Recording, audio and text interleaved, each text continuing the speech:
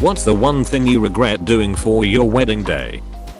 A reception line. I got talked into it. I didn't want to do it but felt pressured. All I did for 3/4 of my reception was stand and say hello to people. It was miserable and took a lot of the fun out of the day.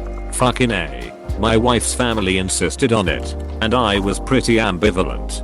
So I went with it.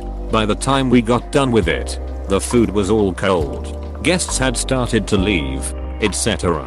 Not fucking worth it. Years later, we went to one where everyone went in, ate dinner, and then the bride and groom went table to table. That was why better. We did the latter. Except we didn't go from table to table.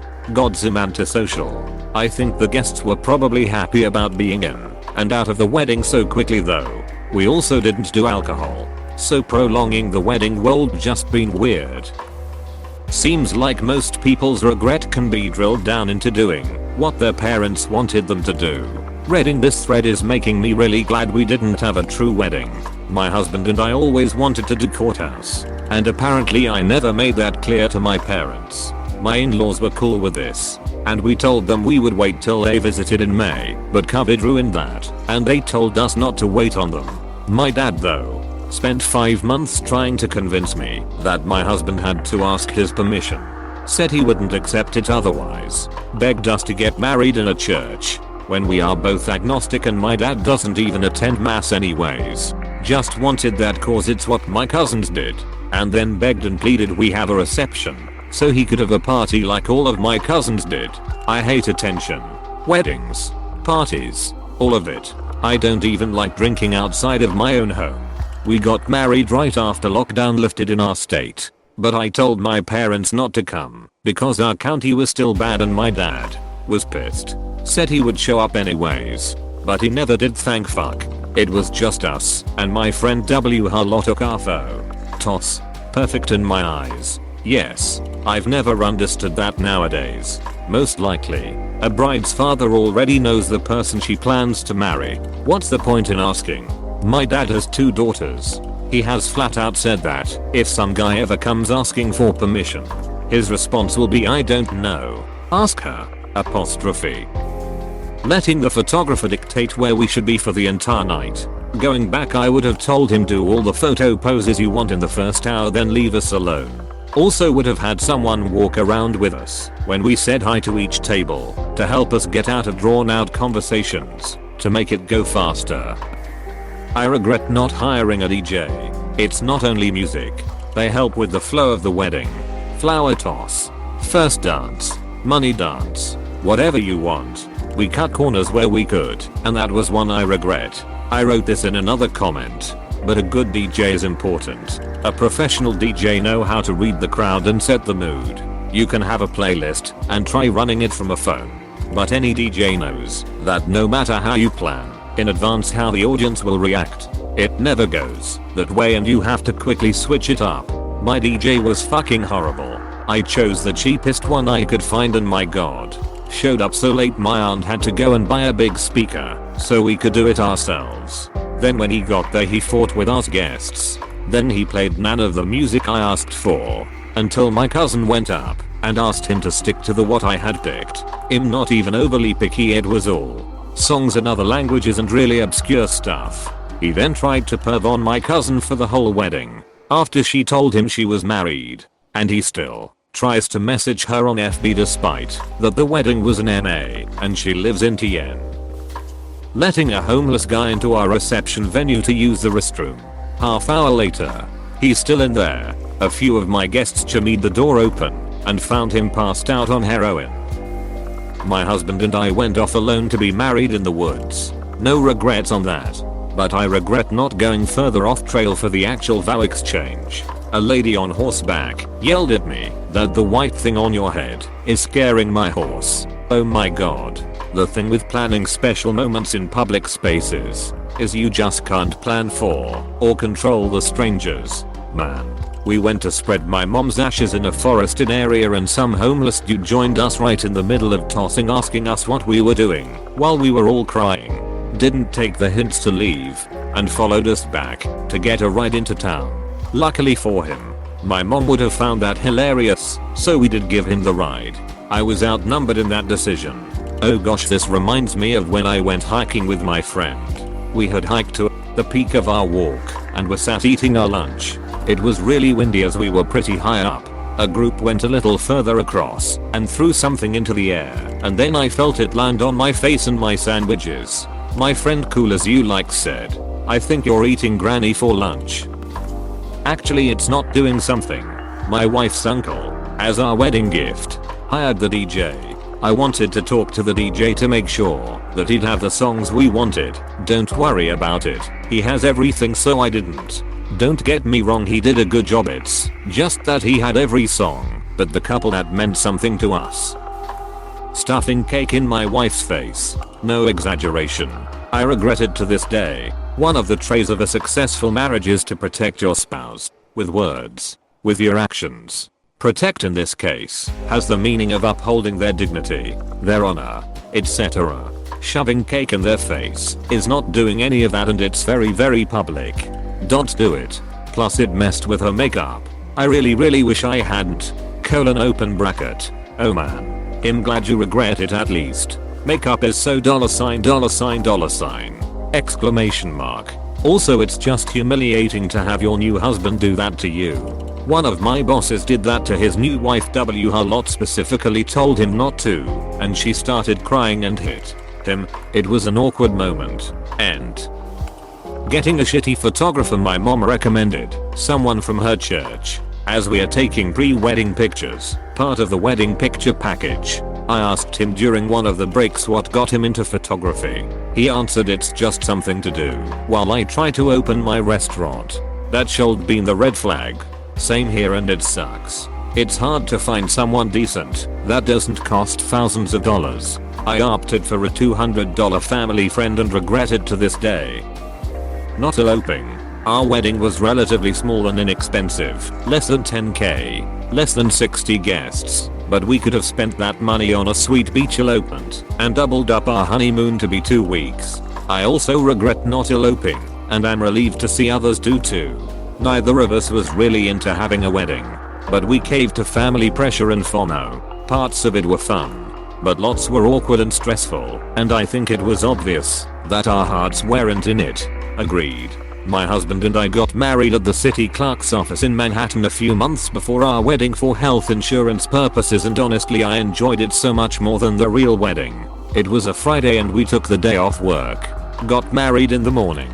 Then went to a diner and had pancakes. The couple in line behind us were our witnesses. I wore a sundress, and my husband wore shorts and a t-shirt. The place was packed with couples getting married, and the people watching while we were waiting for our number to be called was fantastic. It was stress-free and fun, and not to mention cheap.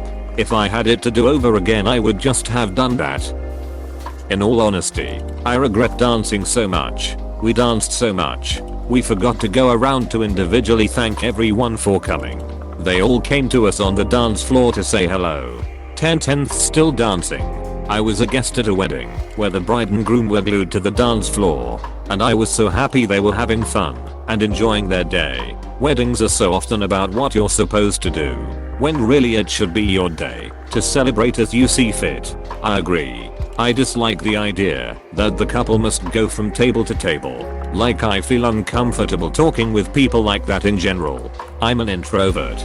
Please don't make me do that. I would move speeches to before dinner is served. People are quicker when they're hungry and not drunk yet. I personally wouldn't bother with the first dance. We are not dancers. It was really fucking awkward. The one thing I would recommend to everyone is having party bombs, like mini indoor firework, and inside there's silly stuff to play with. We had groups of people from different places. Our lot didn't know each other. It was a brilliant icebreaker and so much fun. Oh man. Our first dance was only 240, George Ezra, All My Love, and it was pretty awkward for us after the first minute. We are just looking at each other, dancing, smiling, and quietly saying, "Holy shit, how much longer is this song?" To each other. Good times. I wanted a small event for about 20 people. My fiance agreed, but then her mom insisted they have a lot of very close and important family members. They just have to invite so we agreed on a bigger wedding. But parents supposed to pay. We searched for a wedding venue and estimated a cost for 90 guests, less than 30 were from my side of the family. But everyone was happy about it, including me at this point. They all agreed for the costs except my mom. W. Hollett was widowed for 10 years at this point and couldn't afford it, so I offered I'll cover her part myself. Elf. I was working abroad and sending most of my money to my future wife and let her organize everything and trusted with whatever she was doing with that money. A few months before the wedding was due and I came back to my country, I discovered my money covered the whole wedding. Her parents ghosted the subject. ECT. That marriage didn't hold up. I calculated how much money I've put into the wedding just because of my ex-mother-in-law's delusional thinking, and I'm still goddamn mad at this waste of money. Also, only 20 members of my family showed up against 60 of hers that totally had to be invited, and the ratio of money in the envelopes from both sides was still 50 to 50. I'm even more mad. Parents W harlotry to control their kids' wedding make me mad. I get it. It's a special day for them too, but it's not their special day. I find it ironic and a little sad. They are just so excited about making the day special and making their offspring happy, and instead end up sabotaging a major point in their life. It's like a kid being excited about ice cream and doing a little dance to celebrate, only to drop it. Well, not the wedding day precisely, but the next day. A. Fudge Carnival cruises, and B. What idiot books their honeymoon travel requiring them to get up at 6 AM the day after the wedding? Question mark? Oh wait, us. We are the idiots. Other than that, my wife is a phenomenal planner, so our only real regret day of and after was relying on other people for key points of transportation. My best man was an hour late picking me up. Unclench. I planned on being there hours early to help the vendors set up, so I wasn't anywhere close to late for the wedding. Then my parents were late getting us to the airport for our honeymoon flight, and we almost missed the flight, and B, the bus to the cruise line because of delays. Shout out to the limo driver with the 1920s Rolls. W. Harlot was driving my wife and bridesmaid/mill before the wedding, and the two of us after, though. He and the car were top notch. Things we did not regret. Not overspending on flowers. Our florist was amazing at working within a fairly tight budget, giving her a dollar range and very general color theme instead of demanding specific flowers paid incredible dividends. She was able to build amazing displays that weren't very expensive at all and tied in beautifully to the venue. The only thing my wife really had her heart set on was mango calla lilies for her bridal bouquet, but we gave orange roses to the bridesmaids and everything looked brilliant. Getting the drink upgrade package. Venue specific, but the difference between full open bar vs 3 bottles of wine on each table and cash bar was like $3 per guest. Kind of a no-brainer. Venue. To each their own. But if you're near any kind of wine country, it's shocking how reasonable prices are for events. Competition in a free market occasionally does work for consumers. Rustic stacked stone barrel house with outdoor string lighting. Full catering and the ambience of a vineyard in late September. All for about $10K all inclusive. Beat the hell out of the local golf courses, Elks Lodge, and other venues we looked at in terms of both absolute price and what we got for our money. A great DJ. Seriously. Whoever DJs is going to be more than half of the time your guests remember. Get some personality and someone you can count on to lead the event. I had a slight advantage there, since I used to work as an event DJ and hired the guy I used to work for. Close bracket. I agree with you. We made the same mistake. Friday night wedding and an early Saturday morning flight to Paris to start out honeymoon. We should have given ourselves a day in between to not be so rushed. Didn't help that flight delays. Original flight was cancelled. Put on another an hour later.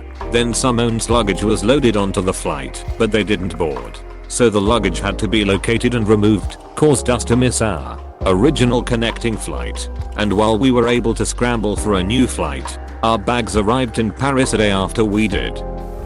Getting married in a church. It was okay and didn't ruin our day at all. Both of our parents are Catholic, and it just made everything easier to make our parents happy. But it got weird when they asked us to promise to have children and we were like no. We had a ceremony that meant nothing to us. For our parents. And a reception for us after. Wait. Are you supposed to promise to have children in Catholic wedding ceremonies or something? Sort of. Roman Catholic doctrine says you need to be open to life. I.e.